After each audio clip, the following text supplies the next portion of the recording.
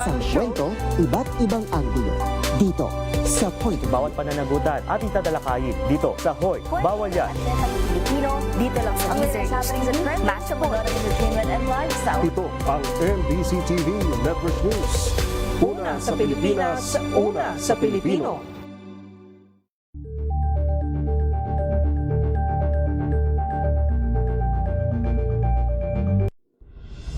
Tuloy-tuloy ang pagtulong, tuloy-tuloy ang pagseserbisyo at tuloy-tuloy ang balitaan kasama si May Binauhan sa Operation Tulong mula Lunes hanggang Biyernes.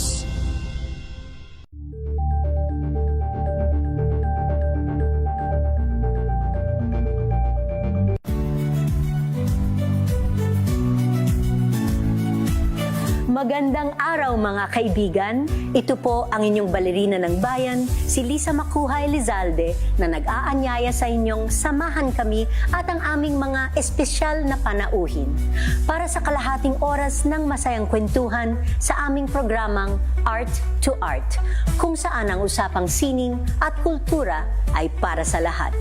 Huwag kaliligtaan, tuwing linggo, alas 3:30 ng hapon, dito lamang sa DZRH Radio, DZRH TV, at via online streaming.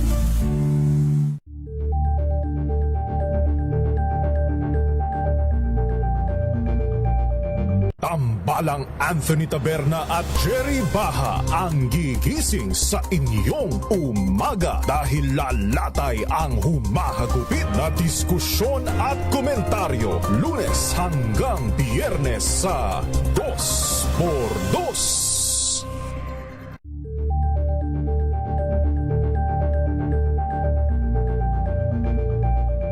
Alamin ang mga maiinit na isyung pambayan, mga balitang kailangan mong malaman, usapin sa pamahalaan, politika, ekonomiya at kabuhayan. Ito ang mga dapat mong malaman, pakialaman at pag-uusapan dahil kayo ang tinig ng mamamayan dito sa Damdaming Bayan. Live sa DZRH Radio, DZRH TV at DZRH Digital. Kasama sina Lakay, Deo Macalma at Elaine Apit. Araw-araw, Lunes hanggang Biyernes. Damdaming Bayan.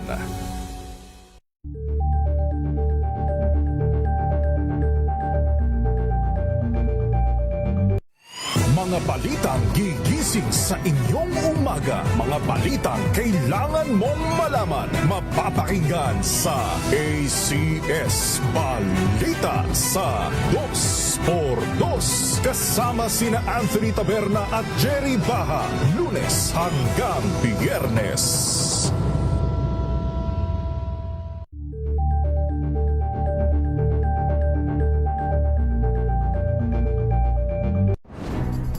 Good vibes ang hanap mo?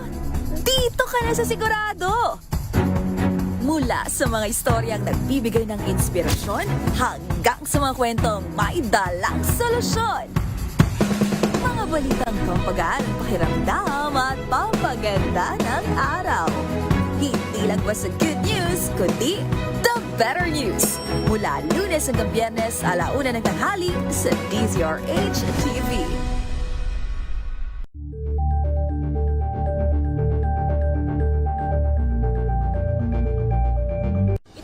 Ng naitalang 17 individual na ang kanilang naaresto.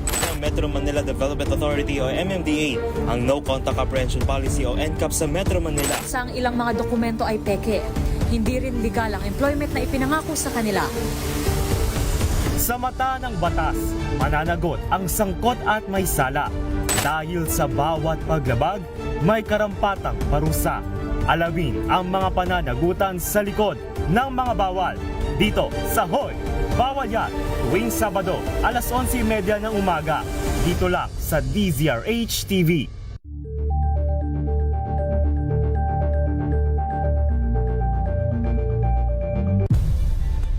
Nagsimula sa pangarap hanggang sa maabot ang tagumpay. Iba't ibang kwento, iba't ibang mukha ng atletang Pilipino. Mas pinatindi, mas pinalakas, at mas pinaaksyon sa Match Point tuwing Sabado, 12:30 ng tanghali sa DZRH TV.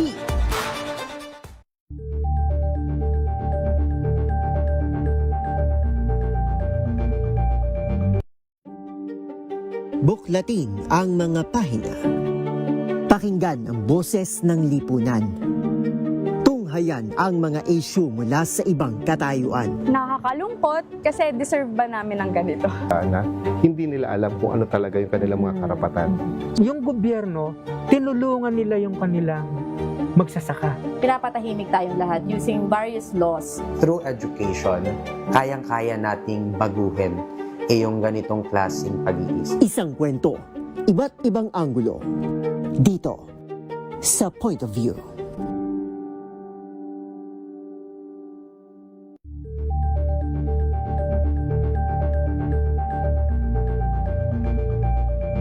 Tumunog na ang gandingan para sa kalikasan.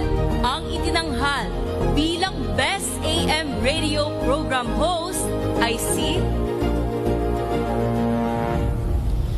Cesar Chavez para sa special on Saturday ng DZRH.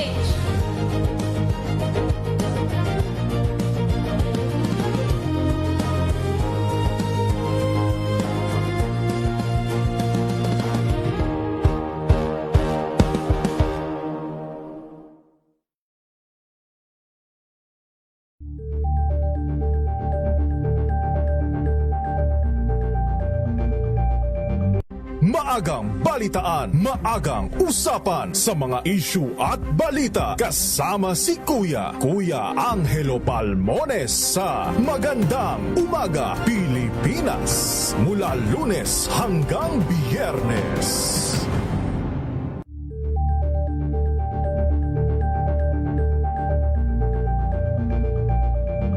We've got you covered.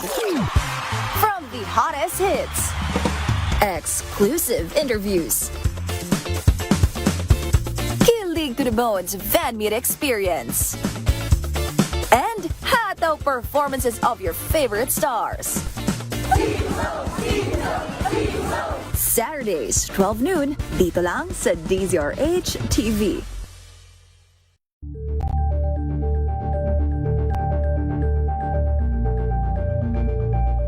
Curious ka ba sa maraming bagay?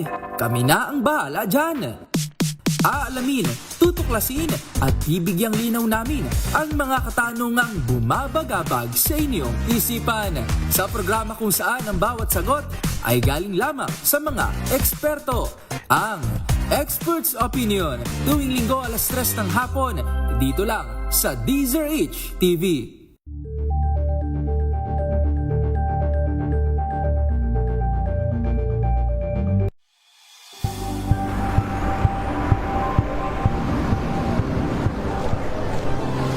ating mga eksperto dito lang sa Expert Opinion. Ito ang The Better News. TNVS.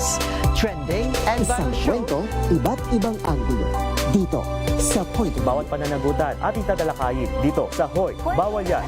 Pilipino, dito lang sa DZRH. Match of entertainment and lifestyle. Ito ang NBC TV Network News. Una sa Pilipinas, una sa Pilipino.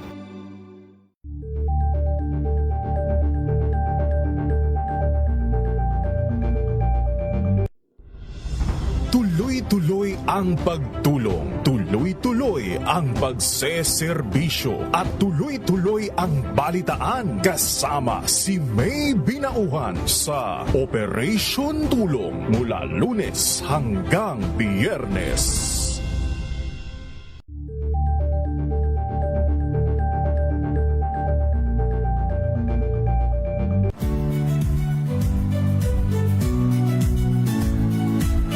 Magandang araw mga kaibigan.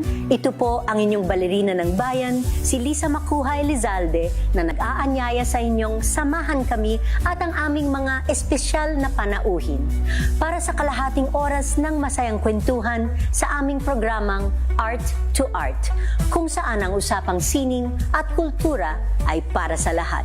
Huwag kaliligtaan, tuwing linggo, 3:30 ng hapon, dito lamang sa DZRH Radio, DZRH TV, at via online streaming.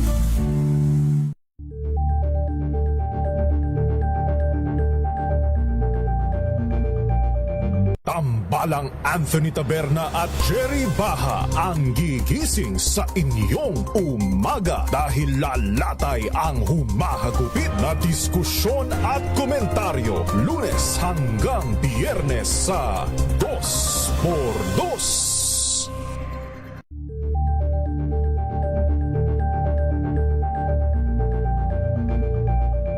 Alamin ang mga maiinit na isyung pambayan, mga balitang kailangan mong malaman, usapin sa pamahalaan, politika, ekonomiya at kabuhayan. Ito ang mga dapat mong malaman, pakialaman at pag-uusapan dahil kayo ang tinig ng mamamayan dito sa Damdaming Bayan.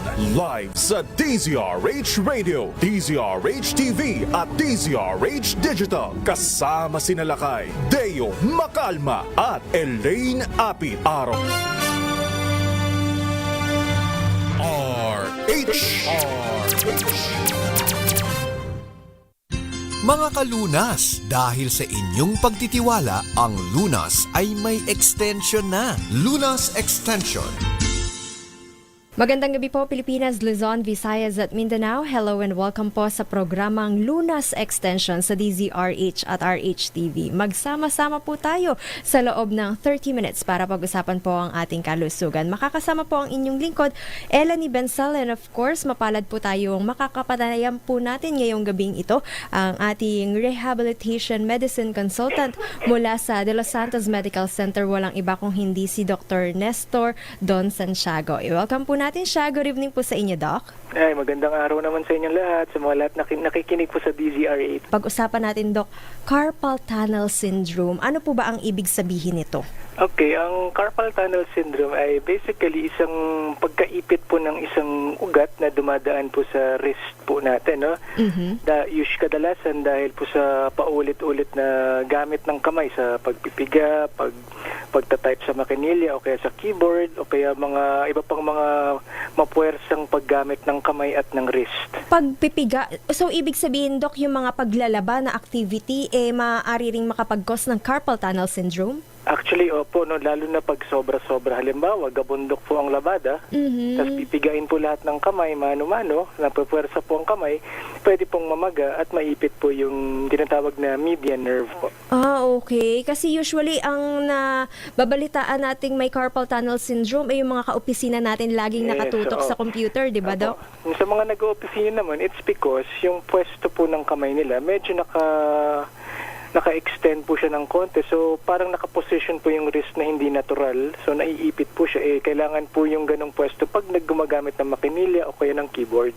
Ibig sabihin rin ba nito, Doc, hindi dumadaloy maigi yung ating dugo sa bahagi ng kamay o wrist? Sige po, let me correct that, no? Kasi it's not actually a blood flow problem. It's more of a nerve problem. Yung nerve po na dumadaan po sa wrist, dahil nga po medyo naka-anggulo po yung wrist po natin, tsaka medyo mapuwersa ang gamit ng kamay, naiipit po yung pinakaugat, not the blood vessel. No? Okay. So nerve po ang naiipit. Ano po yung mga maaaring sintomas o physical manifestation na nararamdaman po ng isang taong may carpal tunnel syndrome? Kadalasan, ang taong may carpal tunnel syndrome, ang nararamdaman nila usually meron pong pamamanhid po sa kamay. Kadalasan kasali po yung pinaka-thumb, yung index finger po, tsaka yung kalahati po ng middle finger. So halos kalahati ng kamay. Minsan buong palad po, parang namamanhid din po ang pakiramdam na kadalasan dinidescribe nila parang may tusok-tusok na pakiramdam, nangangapal, parang nakukuryente. Yun po yung nararamdaman nila. And then, eventually, pag tumagal pa po siya, nagkakaroon po minsan ng weakness, panghihina po sa grip, no? Minsan nakakabitaw po ng mga ballpen, baso, nahihirapan po magsulat ng konti. And then yung iba naman, may pain din po nakasama. Usually nararamdaman sa gabi, madaling araw, pag natutulog, magigising po sila, parang namamanhid po ang kamay. Bakit sa mga ganong oras, Doc, umaatake? Okay, sa gabi, kasi ang nangyayari po dyan, ang kamay po natin, medyo naiipit po siya para nakapwesto. Halimbawa, masarapan tulog. Nadaganan. Nadaganan, yun. Namamagana nga po yung nerve, nadaganan pa, di lalo pong lumalabas yung pagkaipit. So, mamamanhid po ang kamay, bale. Okay. Either left or right po ba ang maaapektuhan ng carpal tunnel syndrome or both hands? Any hand actually, pero siguro more with the more dominant hand po, no? Pero technically both hands can be affected, no? Depende po sa gamit niya. So kung ikaw ay right-handed, most probably yun ang maapektuhan. Mas mataas ang chance po, no? Pero it can also present with the left hand also. Meron na rin po ba tayong pinipiling edad na maaaring maapektuhan po ng carpal tunnel syndrome? Okay, usually more with the working population, mga nasa 20s, 30s, or even older, no? Yung iba naman pwedeng nasa more of adult age talaga siya, no? Kasi nga sila po yung mga nagtatrabaho po talaga. Bihira naman po makakita niyan sa bata, and kung meron man sa bata, baka iba po ang dahilan. Okay. Pero sa between girl or boy, Doc, sinong mas prone? Sa aking experience, mas madami pong kababaihan po ang na-expose po sa ganitong klaseng trabaho. Ay, sa ganitong klaseng sakit.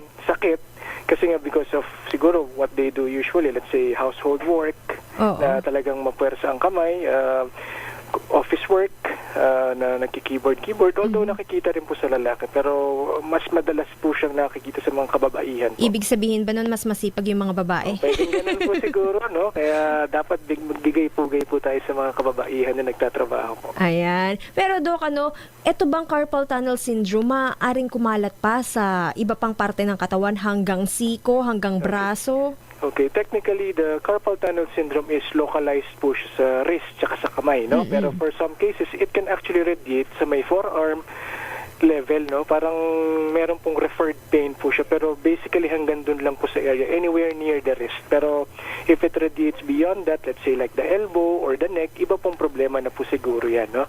Meron dito nagtatanong, Doc, para sa mga millennials na lagi nga daw pong hawak ang kanilang mga cellphone, nakatutok sa kanilang Facebook, ito daw ay maaari po bang pagsimulan ng carpal tunnel syndrome, yung laging nagte-text o di naman kaya hindi makapagbitaw sa kanilang cellphone, ano? Technically, pwede rin po, no? Kung buong araw niyo pong hahawakan, tapos pindot po kayo ng pindot na talagang wala pong pahinga, pwede po siyang mangyari kasi halos katumbas rin po niya yung paggamit po ng keyboard ng matagalang panahon. Okay. So, maliban pala sa radiation na makukuha natin sa cellphone, maaari rin pala ito makapag-cause ng carpal tunnel syndrome. Pag sobra-sobra po, no? Talagang hindi na binibitawan buong araw. Yes, talaga yung pag yung naka-unli sila.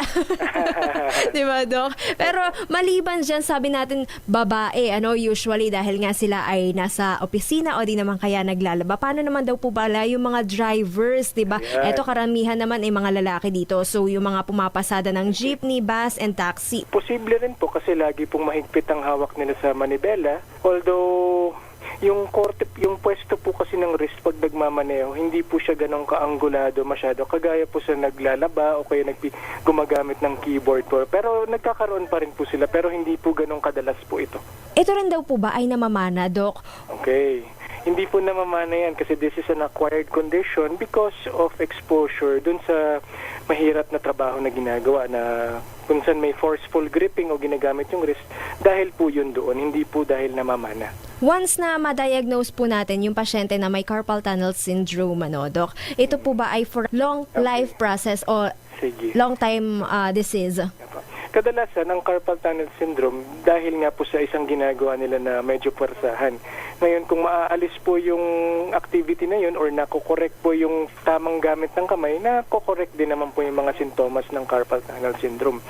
So, gumagaling din po siya. Kaya lang kadalasan, yung mga nagkaka-carpal tunnel syndrome, tuloy-tuloy pa rin po ang trabaho nila. So, talagang nagiging matagalan po ang gamutan po nito at matagal po nilang iniinda. Yung iba, pag sobrang tagal na nahihirapan na sila magtrabaho, meron pong mga, halimbawa may surgical procedure po na pwedeng gawin din po dyan para magawan po ng paraan yung sintomas po ng carpal tunnel syndrome. Ganon kalala yung sakit na ito, Doc, para umabot tayo sa surgical procedure? Opo, kasi hindi po makatrabaho, hindi makahawak ng ballpen, it makes them unproductive.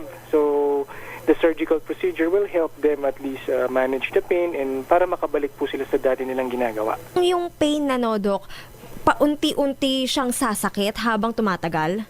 Pwede pong ganun, no? Paunti-unti, mas tumatagal, mas lumalala yung pain, mas mahaba po yung duration po niya dahil nga po hindi na-address po yung, halimbawa, yung tamang gamit ng kamay at yung excessive use po. So kung sakaling para sa mga working moms natin or dads even, Doc, mga ilang araw yung kailangan nilang ipagpaliban sa kanilang opisina para sabihin natin na gumaling yung kanilang carpal tunnel syndrome? Okay. Hindi ko naman po siguro masasabi na dapat po magpahinga kayo ng 1 linggo, 2 linggo, no? Kasi again, no, this is it's a mechanical problem based po sa mga ginagawa nila. Kung halimbawa sa opisina, ma-improve po nila, let's say may ergonomic assessment po, yung keyboard nila mas maganda po yung pwesto po sa wrist, na iiwasan po nila yung sobra-sobrang gamit, nako-correct naman po yan, no? Pero if you will be asking how long it will take, siguro a few days of rest po or rest periods in between. Wag lang yung talagang tuloy-tuloy na araw-araw po, 7 days a week magtatrabaho. Kung meron naman po silang regular rest periods, maiibsan din naman po yan within a few days. Pwede po ba natin, Doc, masabi na yung Saturday and Sunday day off nila sapat na para makabawi sila ng pahinga? Well, for anyone naman po na nagtatrabaho, importante po talaga na magpahinga rin, no? Para hindi lang po yung kamay, pati yung buong katawan. So, meron din naman pong benefit po yun na hindi araw-araw magtatrabaho talaga. Hindi buong linggo pala rather, no? Na magtatrabaho para makapagpahinga po sila. Kasi the carpal tunnel syndrome is also activity related. Yes. Pag-exercise, Doc, yung mga pa-stretching ng hands, yung paggamit ng stress ball, makakatulong ba yun or it will just worsen the carpal tunnel syndrome? Okay. Well, actually, exercises for the hands will be able to help kasi nasa-strengthen po yung iba pang hand muscles po, na pati po yung mga muscles po na sumusuporta po sa wrist natin, meron pong benepisyo po yan, no? Although it has to be played carefully kasi nga kung sobrang pwersahin din po ang kamay, pwedeng lumala pa rin yung carpal tunnel syndrome po kasi nga pinipwersa po natin yung kamay. So dapat po nasa tamang paraan po ng pag-exercise ng kamay. So stretching and some grip exercises will be able to help actually also. Okay. Hilot or massage makakatulong daw po ba ito, Doc? Yan po ang ating sasagutin sa ating pagbabalik. Commercial break po muna tayo at manatili pong nakatutok dito sa programang Lunas Extension sa DZRH at RHTV. This tinesting, sinuri, Siniyasan. Ang resulta? Super effective ang Shield sa pagpatay ng bakterya at virus. Shield Antibacterial Soap. Believe ang mga eksperto sa Philippine Nurses Association. At si Mami. Tiwala ako sa Shield. Shield Antibacterial Soap. Napatunayang mabisa. Ang mga nurse, tiwala. ACS.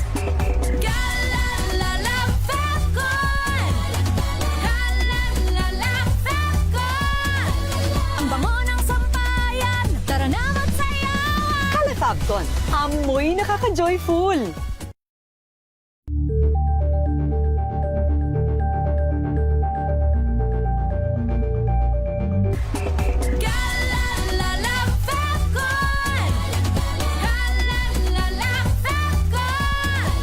Ang bango ng sampayan, tara na magsayawan! Calafabcon, amoy nakaka-joyful!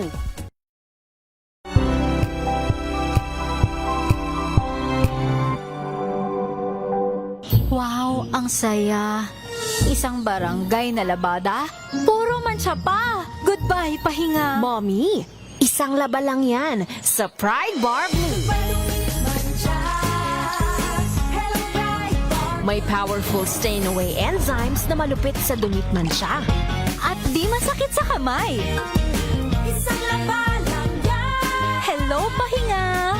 Hello, Pride Bar Blue. ACS. Tanggaling-galing mo. Smart dishwashing paste ko. Pritong ulam na masebo. Plato ng kaldero. Tanggaling for everyday. Ganyan pag smart ang dishwashing paste. May double tanggaling formula. Tanggal ang sebo. Tanggal ang bakterya. Pahit para walang bahid. Linis fantastic sa metal at plastic. Number 1 ko to. Tanggaling-galing mo. Smart dishwashing paste. ACS. May nagbago. May arte. May budget. Akala nyo lang yon. So solid. White Rose Papaya. Wow, White Rose. White Rose Papaya. Wow, White Rose.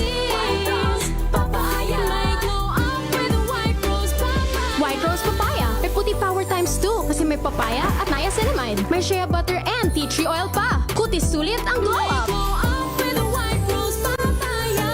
White Rose Papaya. Kutis sulit ang glow up. ACS.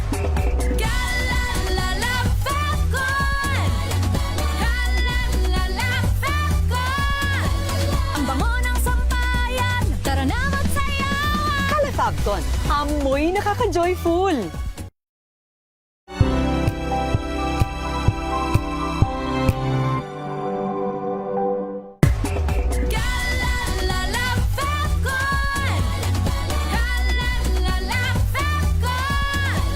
Ang bango ng sampayan, tara na magsayawan! Calefabcon, amoy nakaka-joyful!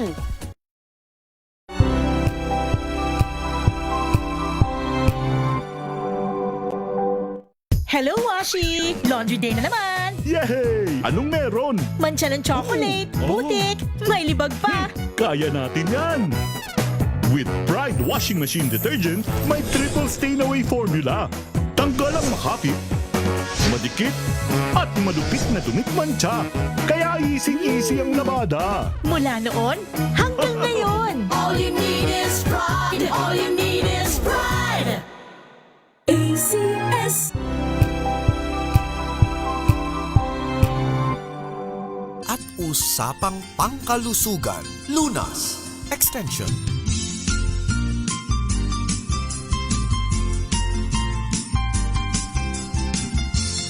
Second part na po ng ating discussion dito pa rin po sa programang Lunas Extension sa DZRH at RHTV. Maaari niyo pa rin po kaming subaybayan sa aming Facebook account na Lunas sa DZRH at Radyo Natin FM. Kasama pa rin po natin si Dr. Nestor Don Santiago at usapang carpal tunnel syndrome pa rin po ang ating patuloy na pag-uusapan. Naiwan po natin kanina yung katanungan na yung hilot daw po ba or massage para sa ating mga kamay ay makakatulong para sa carpal tunnel syndrome? Actually, meron naman po siyang maitutulong po kasi sa pagmamassage po or kaya paghihilot po, medyo nagre-relax po yung mga muscles, mas gumagalaw po yung mga kasu-kasuan natin, hindi po siya masyadong naninigas. So, meron pong panandali ang relief po sa mga pasyente po na nakaka-experience po ng carpal tunnel syndrome, no? Pero ang mas malaki po talaga dito is more of yung tamang gamit po ng kamay, tamang pagpupwesto, no?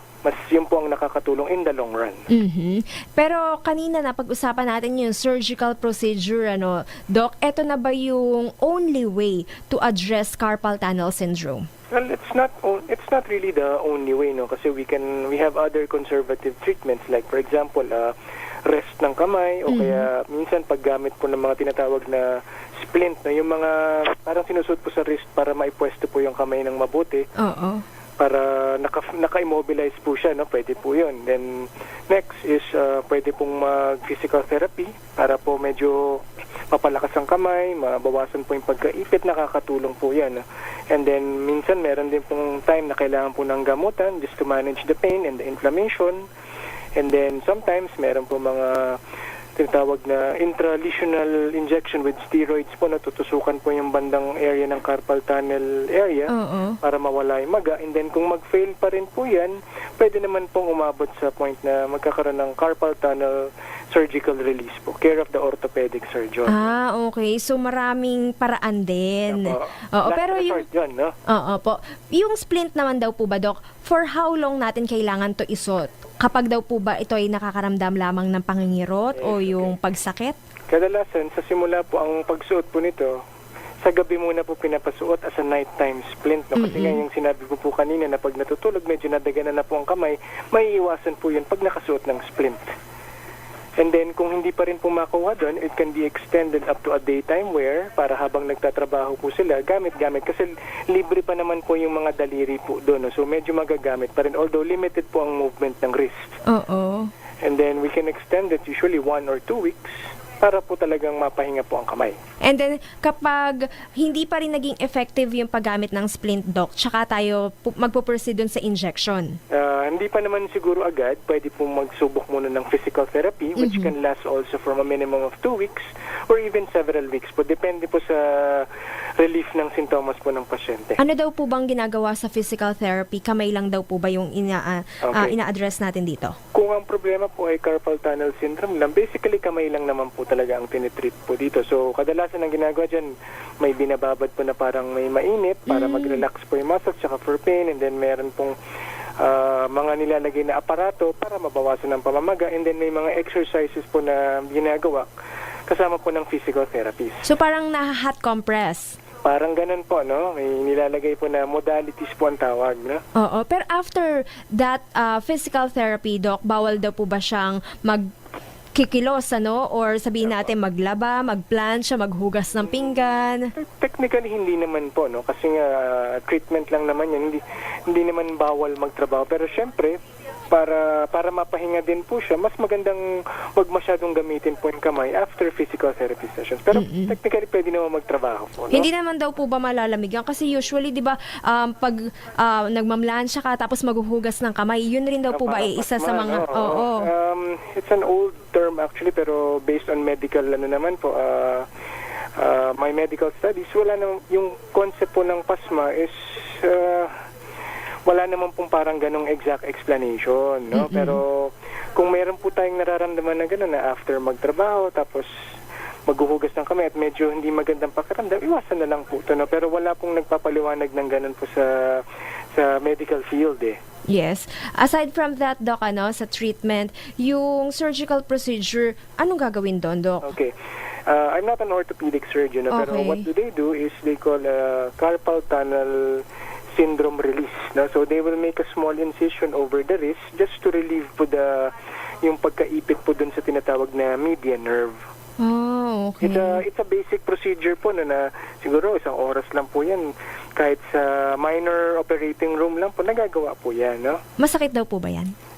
May local anesthesia naman po kasi syempre hiwaan po yung wrist po ninyo medyo malalim-lalim din, no? Oo. Parang hindi ko ma-imagine, Doc.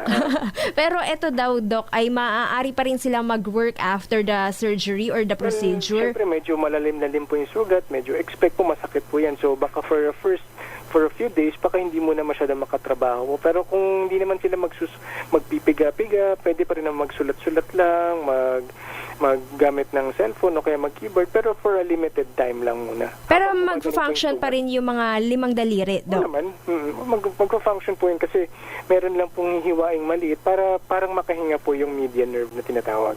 Another question lamang po dito, Doc, yung pagkakaroon daw po ba ng carpal tunnel syndrome, once kunwari, sa kanang kamay lang na apektuhan, maaari daw po bang mahawa yung kaliwa? Ganun daw po ba yun? Hindi naman po siguro sa salitang hawa po, no? It's maybe because dahil hindi po masyado na magamit ang kanang kamay, nalilipat po ang trabaho sa kaliwang kamay, so pwede rin magkaroon po ng carpal tunnel syndrome sa kaliwang kamay. Yung mga nagkakaedad, or masasabi na rin po ba natin na ang carpal tunnel syndrome ay isa sa mga early warning signs going to rheuma? Okay, magkaiba po kasi ang sintomas po niyan. So, rheuma kasi will basically involve the joints. No? Carpal tunnel syndrome kasi it's the distribution of the nerve. No? So, yung buong palad po yun basically. Pero pag rheuma, usually kasu-kasuan po. No? And kadalasan hindi lang po pati sa kamay, pati sa tuhod, sa hip, sa likod. Joints po talaga ang na-affected. So, hindi ko po masasabi na parang yun po yung unang nararamdaman bago magka-rheuma. So, magkaiba po siya. Ito po ang katanungan po nila, para naman po dun sa mga wala pang carpal tunnel syndrome, meron daw po ba tayong prevention tips? Okay. Siguro isang way po para maiwasan po to is iwasan po talaga yung paulit-ulit na napapwersa po ang kamay. Halimbawa, yung paglalaba na buong araw na puro ganun lang ang ginagawa, try po natin iwasan yun. Or siguro, i-break natin. Huwag mo man buong araw, pwedeng kalahating araw lang.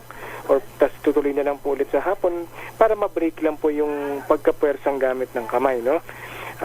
Siguro yung iba rin, pwede po tayo magkaroon ng mga stretching exercises bago po sumabak sa mabibigat na trabaho. Parang nire-ready po yung kamay natin. Oo. So, pero basically it's the excessive use of the hands po talaga. So, yun po talaga dapat yung pinaka-iiwasan. Ang ating lifestyle sa pagkain, Doc, meron rin daw po ba itong connection? Okay, actually this is not diet related, so it's more of activity related po talaga. So, walang implication po yun sa pagkain, no? Oo. So, wala namang ipinagbabawal na kainin sa kanila? Wala naman po. Any food naman po is allowed, no? Pag carpal tunnel syndrome, no? Sa mga sigarilyo, Doc, wala rin po? Wala po, no? It's not related po with smoking also. Okay. Maraming salamat po sa inyo, Dr. Nestor Don Santiago. Para po sa may mga katanungan na nais pong magpakonsulta sa inyo, Doc, saan po kayong clinic matatagpuan? Okay, I hold my clinic at De Los Santos Medical Center every Monday from 12 to 2 and on Thursdays 2 to 4 p.m. No? At yan po ang kabuuan ng ating discussion dito po sa programang Lunas Extension. Magkarinigan po tayo hanggang sa muli. Inyo pong nakasama Ellen Ibensal bumabati sa inyo ng magandang gabi. Mga kalunas, hanggang bukas dito sa Lunas Extension.